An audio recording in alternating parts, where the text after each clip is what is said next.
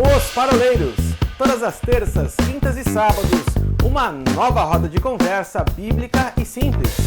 Vambora, que hoje é dia de parola!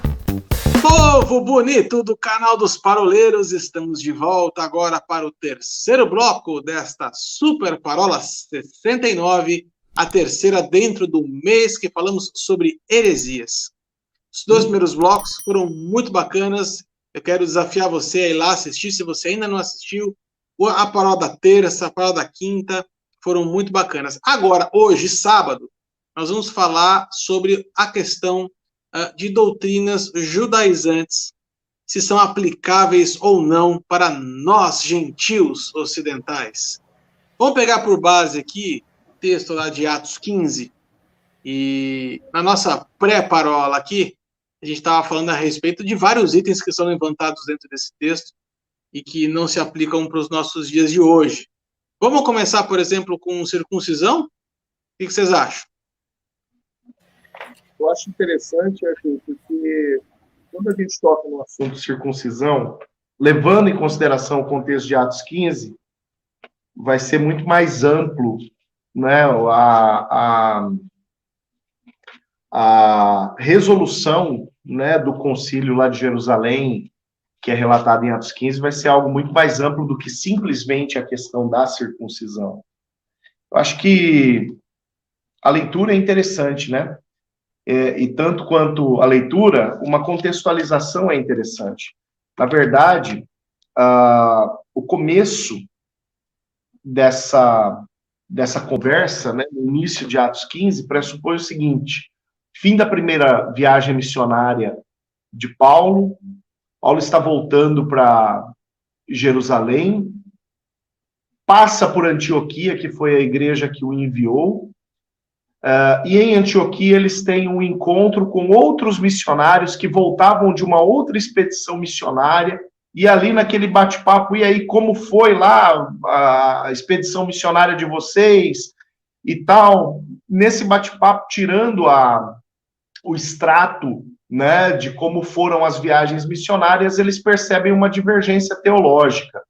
Aquele grupo de missionários, não o grupo de Paulo, né, o grupo dos outros missionários, estavam pregando a inserção dos novos convertidos ao cristianismo mediante a circuncisão, que era um hábito judaico, uma lei judaica. Enquanto Paulo e a sua comitiva, né, que na verdade sai como comitiva de Barnabé, mas volta como comitiva de Paulo, na primeira viagem, Paulo e a sua comitiva pregavam o arrependimento como necessário, critério, pressuposto necessário para a inserção do novo convertido na igreja de Cristo e no corpo de Cristo. Então, eles pegam essa celeuma teológica e levam para os apóstolos em Jerusalém, né? E a palavra vai falar que Pedro e Tiago, Tiago aqui, irmão de Jesus, o Tiago apóstolo já havia sido morto, o irmão de João, filho de Zebedeu, já havia sido executado, né? Então esse Tiago aqui é o Tiago, irmão de Jesus, o Tiago que escreve a epístola de Tiago, né? Tiago, ele tem uma decisão conciliar, né? Após ouvir tudo isso, ponderar, né? Então ele traz uma palavra apostólica. Tiago estava agora no meio dos apóstolos, e ele traz então uma palavra apostólica que é uma resolução acerca dessa celeuma teológica. A resolução, ele está a partir do versículo 22, né? Que é a seguinte: mandaram por eles, versículo 23, perdão, mandaram por eles a seguinte carta. Agora Paulo e a sua comitiva e os demais missionários vão voltar com uma carta explicando o que era necessário para entrar, para ingressar no reino, no corpo de Cristo. Aí a carta é a seguinte: os irmãos, tanto apóstolos como presbíteros, aos irmãos gentios em Antioquia, Síria e Cilícia, saudações. Visto sabermos que alguns que saíram de nosso meio sem nenhuma autorização perturbaram vocês com palavras transtornando a mente de vocês, pareceu-nos bem, chegados a pleno acordo, eleger alguns homens a enviá-los, e enviá-los a vocês com os nossos amados Barnabé e Paulo. Homens que têm arriscado a vida pelo nome do Senhor Jesus Cristo. Portanto, estamos enviando Judas e Silas, os quais pessoalmente dirão as mesmas coisas, pois pareceu bem ao Espírito Santo e não a nós, e a nós não impor a vós maior encargo além destas coisas essenciais. E aí vem, então, o ingresso ao corpo de Cristo. Que vocês se abstenham das coisas sacrificadas a ídolos, bem como do sangue, da carne de animais sufocados e da imoralidade sexual. Se evitarem estas coisas, farão bem, passem bem. As resoluções do Concílio de Jerusalém, elas tocam nesse ponto, né, para o sujeito entrar no corpo de Cristo. Principalmente nessa parte final, né,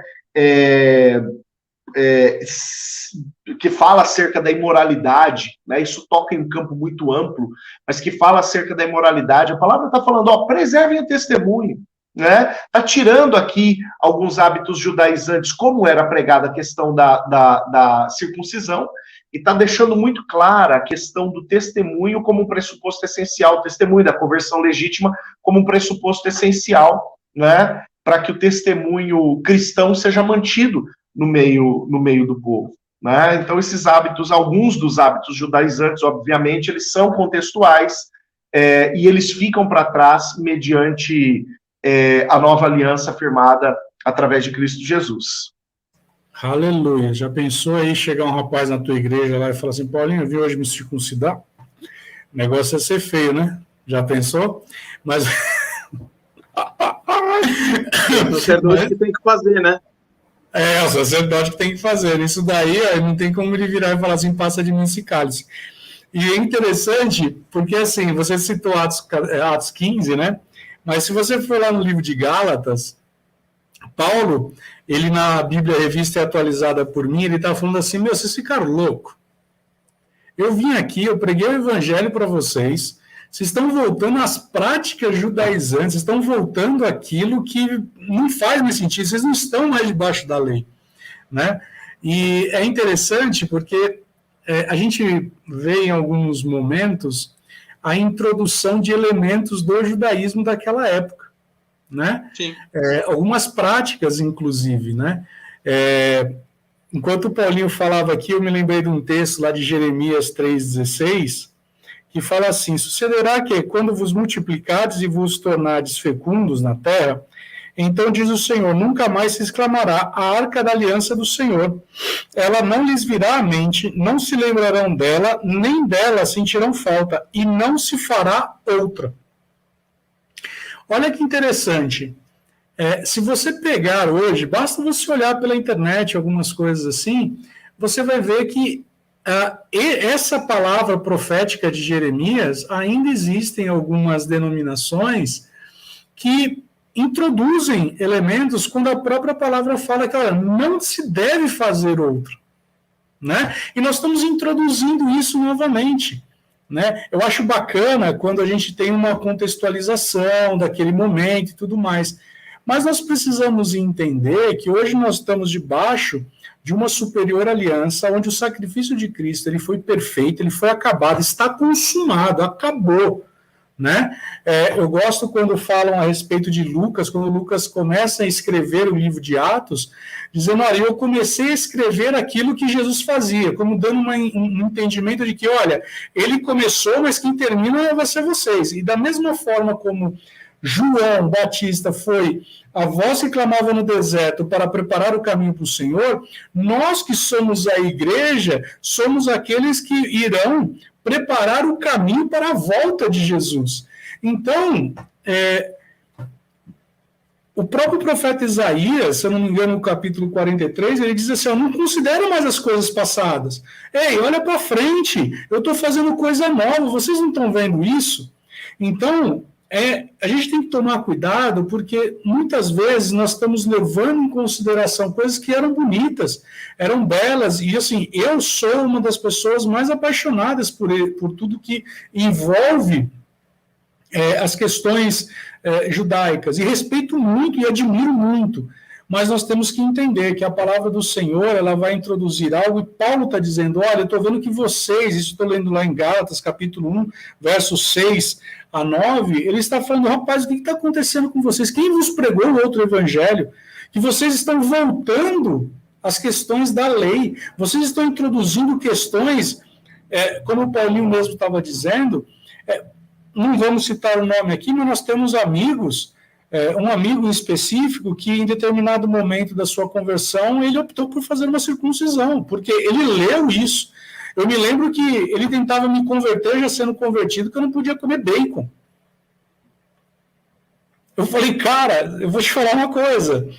Eu fico mais na palavra do Senhor que Paulo fala, que não é comida nem bebida que vai me condenar. E ele pegava a lei do leviterato e falava o seguinte, cara, você não pode comer carne de porco.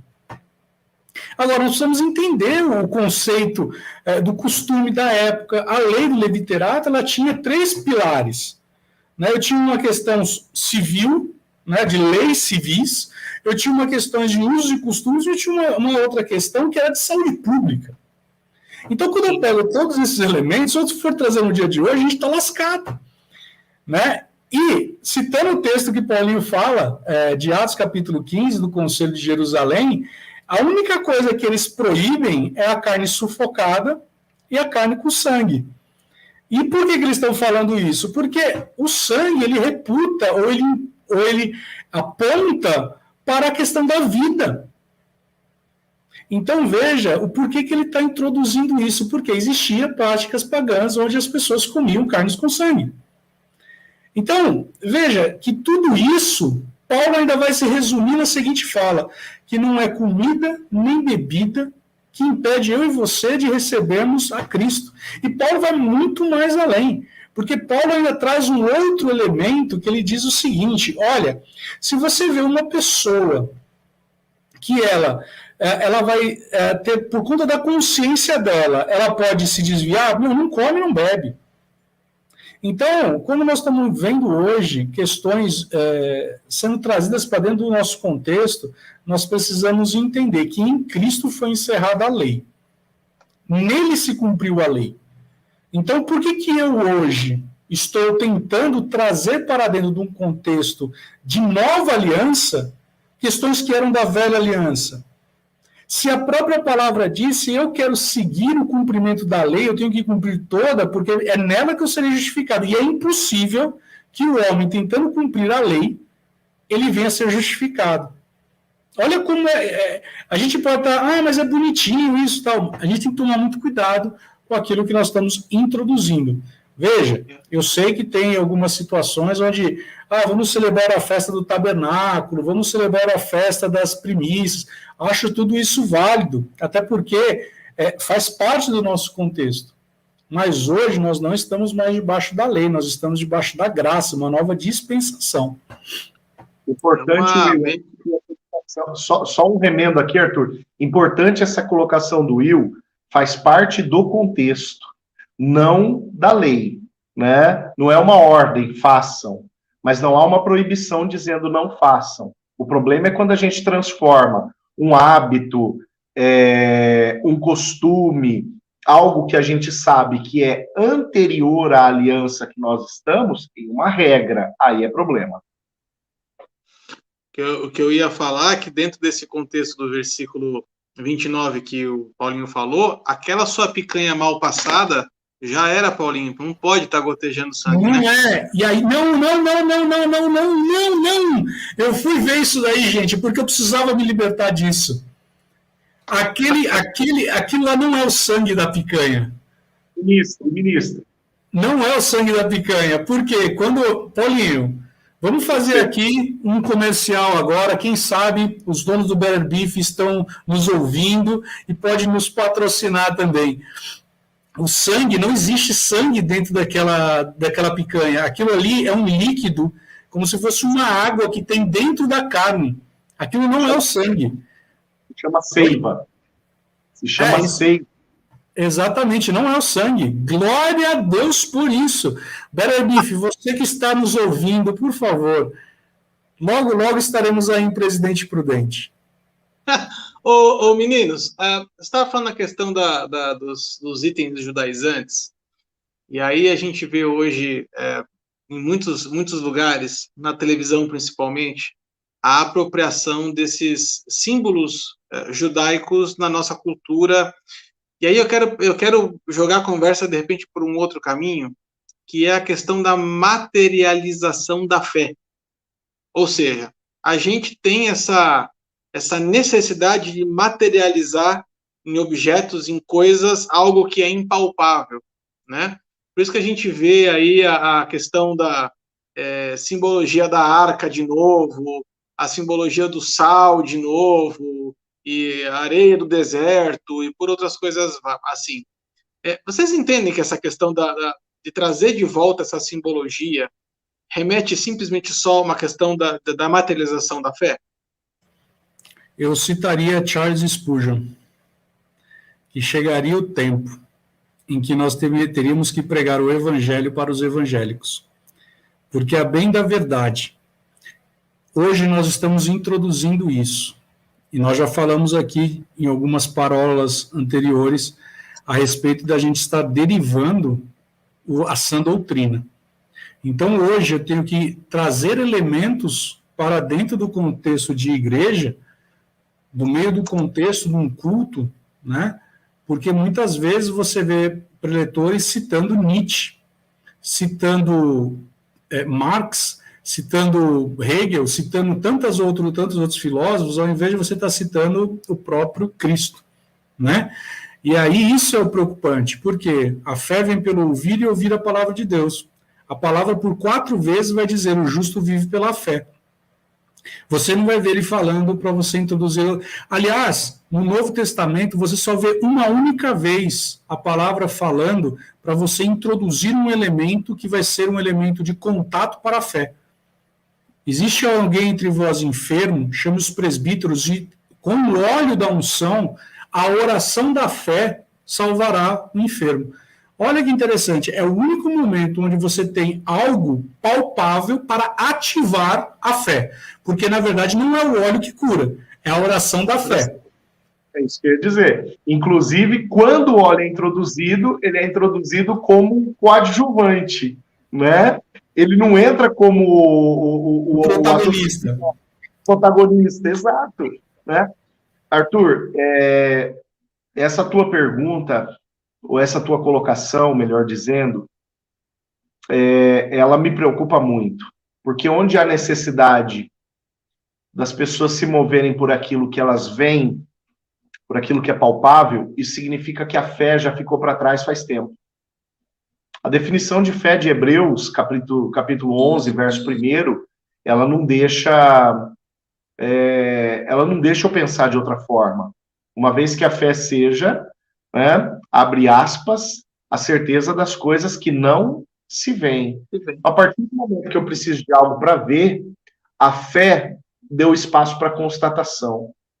E constatação não é pelo que eu devo viver. A palavra diz que eu devo viver por fé. A fé, ela vem do ouvir, ela não vem do ver.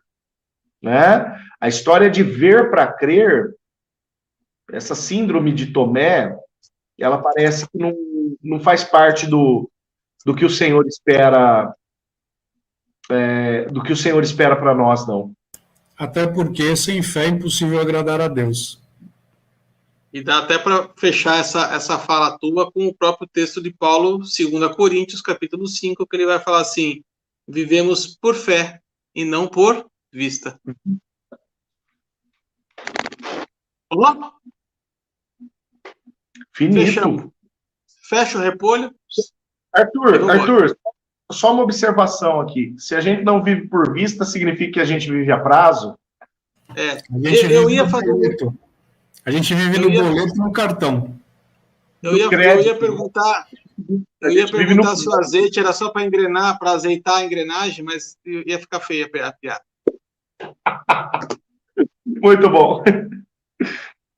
Gente, obrigado mais uma vez pela participação do nosso oráculo, da nossa super mente brilhante. Vocês, mais uma vez, abrilhantaram essa roda de parola em 2D, diretamente dos estúdios Home Office de Presidente Prudente, São Paulo e aqui de São José dos Pinhais.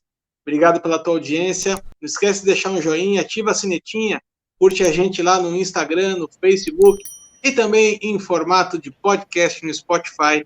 A gente espera você na próxima semana, se Deus quiser, para falar mais um pouquinho sobre heresias. Um abraço, meninos. Até a próxima aí.